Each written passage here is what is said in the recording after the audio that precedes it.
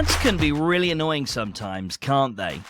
You're in the middle of a great podcast or video, and bam, some random ad about mattresses or meal kits pops up.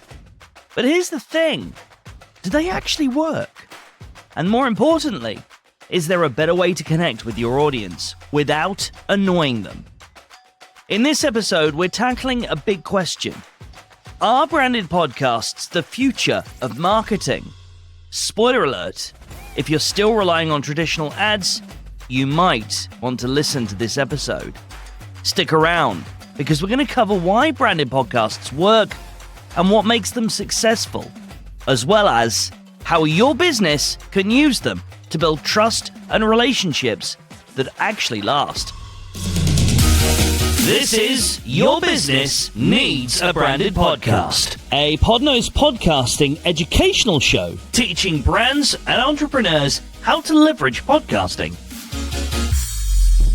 Alright, so why are we even talking about the impact of branded podcasts? Well, I'm quite excited by a benchmark report from Signal Hill Insights. This is brand new information, and amid the many findings of the report, it discovered a lot of people love and recommend branded podcasts, which could be quite surprising to many, given what they probably think a branded podcast is. I will link to this actual report in the episode description, which you'll find at podnose.co.uk/branded-report. In that very report, you'll find that not only were some of the branded podcasts they looked at engaging listeners, but they're actually leading to actual real business impact. Yes, actual money on the bottom line from podcasts. They put this down to something called the halo effect. Here's what that is. Have you ever had a great experience with something and suddenly you feel warmer towards the brand behind it? I don't know, whether it's some sort of really cool shop experience that has a bit of a movie tie-in, or an advert you see on television that makes you feel heart-warmed, and therefore you want to then suddenly go shopping at the department store. I wonder if we can think of a supermarket that pulls this off as an annual event. That is literally the halo effect in action. And podcasts are perfect for this. Let's face it, you're spending time with the brand's content on your terms. And if you enjoy it, that positivity rubs off on the brand itself. But look, don't just take my word for it. The numbers speak for themselves. Here are the stats. 61% of people said they felt more comfortable with a brand after listening to their podcast. And get this, 75% of listeners stay engaged with branded podcasts because they actually enjoy the content. Not bad compared to a typical ad that most of us skip within 5 seconds, right? And here's the real kicker. 63% of listeners recommend branded podcasts they like to other people. Word of mouth is powerful, and when someone recommends a podcast, it carries way more weight than a random ad popping up in your feed. So let's talk about how you can leverage this. Now, before you start even planning your podcast, you've got to know what you're aiming for. The outcomes, the goals. Not every brand is going to see a spike in sales or instant recognition just because they launched a podcast. I mean, take Coca-Cola for example. They're already a household name, so their podcast wouldn't be about raising awareness. Who hasn't heard of Coca-Cola? It would probably be more about aligning with their audience's values and building that emotional connection. Or perhaps some legacy branding stuff. Maybe they want to create some content which allows younger people to grow up with the brand from an earlier age through entertainment content, perhaps child-friendly content. Think about what they do with their truck in their Christmas commercials. It'll be more of the same. Think about what success looks like for your business. Is it about building trust, positioning yourself as a thought leader, or maybe it's about helping your audience solve specific problems that, I don't know, happen to be aligned with what you do? Whatever it is, get clear on those goals before you hit record. But whatever you do, try to kick off anything that even closely resembles sales pitch. And we'll have more on that in a second.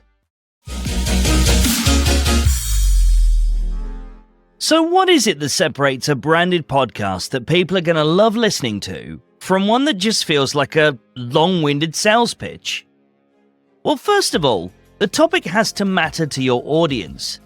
If they don't care, they're not listening, and it won't matter how clever your sales pitch is.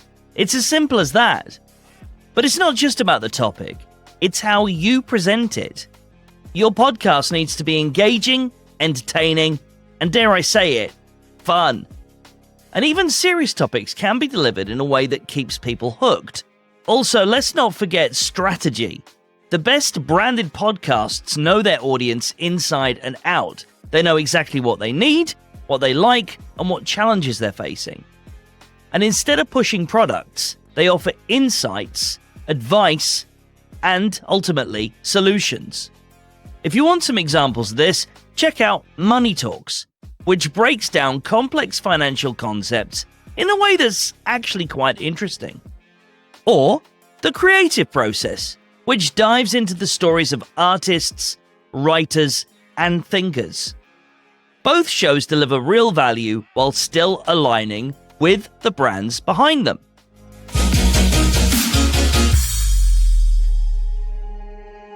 Now let's have a think about your favorite podcasts. What keeps you coming back for more? Chances are it's a mix of valuable content, relatable hosts, and a style that resonates with you. For branded podcasts, that really is the, quote, secret sauce. When you consistently deliver content that matters to your audience, you're not just building listeners, you're building real relationships. And over time, those listeners start to see your brand as a trusted source of knowledge, not just another company trying to sell them something. You become the teacher. You become the guide. The literal thought leader. Like I promised, I'll link to the report this episode is based on in the episode description so you can read it for yourself. But here's the bottom line. Branded podcasts aren't just a trend. They're a powerful tool for building trust, engaging your audience, and standing out from the competition. But like with anything else marketing, you've got to do it right. Know your audience, offer them something valuable, and focus on building relationships, not just pushing products. So if you're still relying on traditional ads to get your message out, maybe it's time to think bigger. Maybe it's time to start your own branded podcast. And guess what? If you need help making that happen, well, you know where to find me. Thanks for listening to this episode of Your Business Needs a Branded Podcast. If you found this episode helpful, share it with a mate, leave a review, and follow it so you don't miss the next one. And hey, if you got any burning questions or need a hand launching your own branded podcast, drop me a message. Until next time, remember to tell everyone that will listen that their business probably needs a branded podcast. This is Your Business Needs a Branded Podcast, a Podnose podcasting educational show teaching brands and entrepreneurs how to leverage podcasting. Podnose.